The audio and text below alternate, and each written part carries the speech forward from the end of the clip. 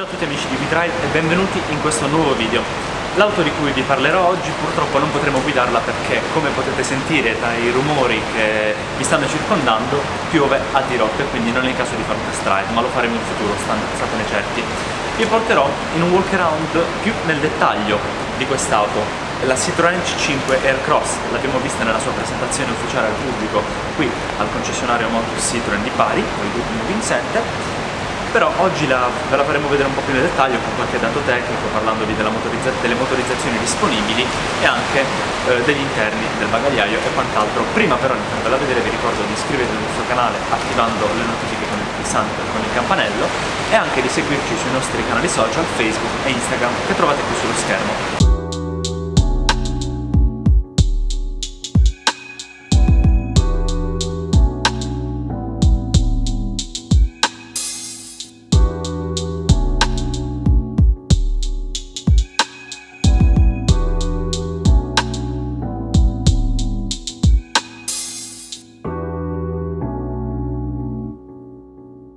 Dunque, la C5 Aircross, se non l'avete già vista nel video di presentazione nel blog, vi lascio il link qui su nelle schede, è un grande crossover, direi quasi un SUV. Secondo me la linea, a mio modesto parere, la rende più un SUV che un crossover, proprio a livello di design.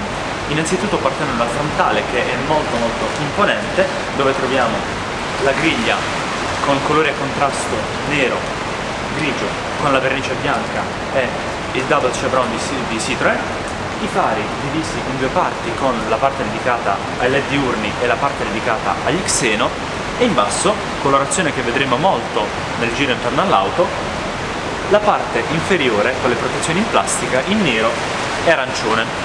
Nero e arancione che troviamo anche nella parte laterale, dove ci sono gli airbag, che sono appunto le classiche protezioni della carrozzeria che si trovano sulle Citroën di ultima generazione, partendo dalla C4 Cactus. Prima di andare a vedere la parte posteriore, un dettaglio di cui mi ero dimenticato ma che secondo me è fondamentale per quest'auto perché colpisce subito, sono queste nervature concave, diciamo, presenti sul cofano motore. Sono un gran bel dettaglio di design. Nella parte laterale qui intanto ci sono i cerchi da 19 pollici in lega, bicolore, grigio e nero, gloss black, con il gloss black che viene ripreso nella parte laterale anche sui montanti e sulle barre sul tetto, che sono anche esse bicolore e vanno a riprendere l'arancione scuro presente negli airbag e nelle protezioni anteriori.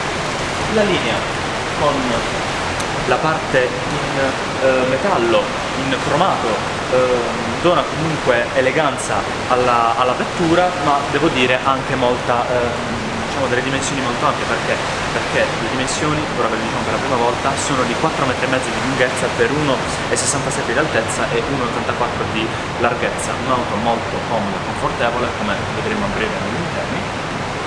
Arriviamo nella parte posteriore infine, in questo tour degli esterni, dove troviamo innanzitutto il design, secondo me, innovativo dei fari. Sono dei fari LED molto belli, soprattutto da accesi, veramente qualche b-roll, sono veramente interessanti. Il nome dell'auto ovviamente con il badge cromato C5 Aircross.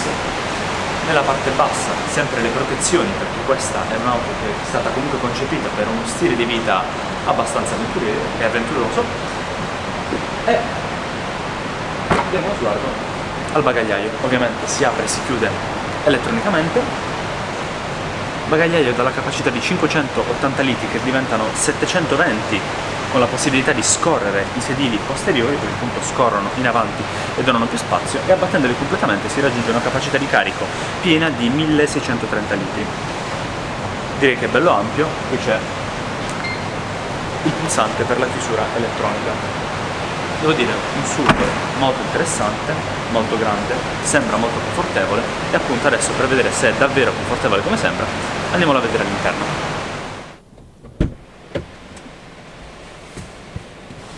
Opla, entrata già questa confortevole, perché quest'auto, come vi ho anticipato, stiamo testando la comodità, ne stiamo testando la comodità. Gli interni, sin dal primo momento in cui ho visto quest'auto, devo dire, mi hanno colpito molto per due motivi. Il primo è evidente: tanta tecnologia all'interno, Dietro il volante c'è uno schermo TFT dedicato al guidatore da 12,3 pollici, completamente digitalizzato, quindi ogni informazione riguardante le prestazioni della vettura, i giri del motore, la velocità in chilometri orari, la marcia inserita, tutti digitalizzati. Molto utile, la posizione è sicura soprattutto per non distogliere mai lo sguardo dalla strada. Qui al centro c'è uno schermo da 8 pollici dedicato a tutto quanto il sistema dell'infotainment, con pulsanti touch per decidere le varie zone che si vogliono visitare di questo sistema infotainment, quindi magari per la musica, per il clima, per la navigazione. Non vi starò a mostrare tutto quanto il sistema dell'infotainment, perché magari in futuro, se vi interessa, fatecelo sapere qui sotto nei commenti, ci penserà Bart con un suo focus sul sistema di infotainment delle Citroen in generale, però devo dire molto buono. In basso c'è la zona dedicata con dei pulsanti all'aria condizionata, con una piattaforma, diciamo, dedicata al wireless charging per lo smartphone, con anche una presa USB e una 12 volt. E qui dietro, insieme al tasto dell'engine start, della modalità sportiva e di quella più eco, c'è il selettore del cambio automatico, perché quest'auto è disponibile solo con cambio automatico, un cambio automatico EAT8. Cosa vuol dire? Un cambio automatico 8 rapporti, dotato anche di pedal sportivi in plastica dietro il volante anch'esso molto comodo. E dato che vi ho parlato del cambio disponibile, vi do anche qualche altro dato in merito alle motorizzazioni. In attesa di provarle su strada, non so ancora in quale motorizzazione proveremo la C5 Aircross, vi dico che è disponibile con motori benzina e gasolio, entrambe motorizzazioni turbo, entrambe disponibili con cavallaggi da 130 o 180. La seconda cosa che mi ha colpito molto, anzi molto importante questo per il mercato odierno, prima di dimenticarmelo ve lo dico, tra le motorizzazioni disponibili verso il 2020 arriverà anche l'ibrido, quindi anche per il SUV C5 Aircross di Citroen arriverà una motorizzazione ibrida. Vi dicevo, il secondo dettaglio che mi ha colpito subito, che non è un dettaglio ma è presente in tutta quanta la zona dell'abitacolo, quindi in tutti gli interni dell'auto, è la colorizzazione e la scelta dei materiali, perché negli interni è dato ampio spazio, oltre alle plastiche in colore scuro presenti su tutto l'abitacolo e nella zona laterale, quindi nei pannelli porta, è presente una pelle nappa marroncino a contrasto con una colorazione più scura, sui sedili una fascia in tessuto in bianco, molto molto bella, sia quindi la colorazione sia la scelta dei materiali, ma anche quella delle impunture, delle cuciture nei sedili. Devo dire, un design molto riuscito. Qui c'è una zona con i due portabicchieri con un'illuminazione LED, al momento è spenta, un pozzetto in cui, guardate, ci entra praticamente tutto il mio braccio, incredibile. E in generale, come vi ho detto poc'anzi, la tecnologia all'interno appare molto ricca. In un test drive vi mostreremo anche i sistemi di assistenza alla guida, perché quest'auto ne ha.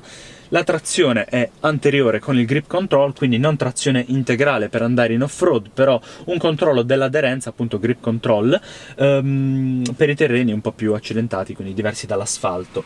E impressioni sulla comodità, devo dire, i sedili sono avvolgenti, sono delle vere e proprie poltrone, il volante mi sembra delle giuste dimensioni, abbastanza grande, molto comodo, con tutti i pulsanti a portata di mano, e in particolare questo modello presenta anche il tetto apribile che si controlla da questa zona qui con la plafoniera, con anche altri pulsanti dedicati all'illuminazione interna, i pulsanti in situazioni di emergenza, quindi in SOS o per l'assistenza di Citroen. E altri elementi di design che vi voglio mostrare sono le bocchette dell'aria condizionata. C'è un elemento di design presente in tutta l'auto che ripercorre il family feeling di tutte le Citroen, che presenta una forma rettangolare quadrata ma con gli angoli un po' smussati. Si trova in altre Citroen tipo la C4 Cactus negli air bump, nei fanali della nuova C3, ma anche all'interno questa forma è ripresa sia negli handle della portiera, sia anche nelle bocchette dell'aria condizionata, che presentano una forma quasi trapezoidale con gli angoli smussati, molto originale. Adesso, dato che prerogativa di auto così grandi è la comodità in tutto l'abitacolo, mi sembra giusto mostrarvi anche la comodità nei sedili posteriori.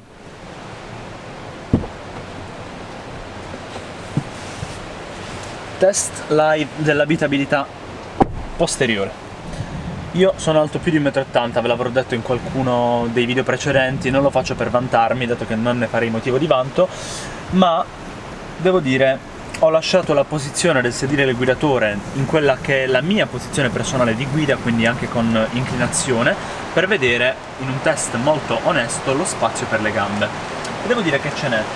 Ci sono più o meno 3-4 cm, no, un po' di più, dai, diciamo 5, che però vengono totalmente azzerati se io sposto in avanti il sedile. Come vi ho detto prima, c'è la possibilità di spostare ognuna delle 3 poltrone, perché sono 3 poltrone separate posteriori, per aumentare la capacità di carica del bagagliaio a 720 litri, però appunto spostando in avanti il sedile io vado a toccare, nonostante ci sia una comoda forma pensata per le gambe, per le ginocchia dei passeggeri posteriori nel sedile anteriore. Quindi tutto sommato, se la posizione resta questa, io sto seduto molto comoda è questa particolarità, la mancanza di un alto tunnel centrale, quindi permette magari, se mi siedo qui al centro, di stare comodo mettendo i piedi qui al centro senza dovermi trasformare in un contorsionista di un circo. Ma mi rimetto da questo lato perché voglio farvi vedere le bocchette che ci sono, la zona dedicata alle bocchette dell'aria condizionata qui al centro. Quindi ce ne sono 2 direzionabili per i passeggeri posteriori, e in basso una presa USB illuminata da un LED che al giorno d'oggi è purtroppo, o per fortuna, dipende da come la vedete, fondamentale per un'automobile. Bene, questo era un walk around, un tour più completo, più approfondito del precedente. Un attimo solo, fatemi chiudere lo sportello perché questa pioggia, questa bufera tropicale qui a Bari mi sta distraendo troppo.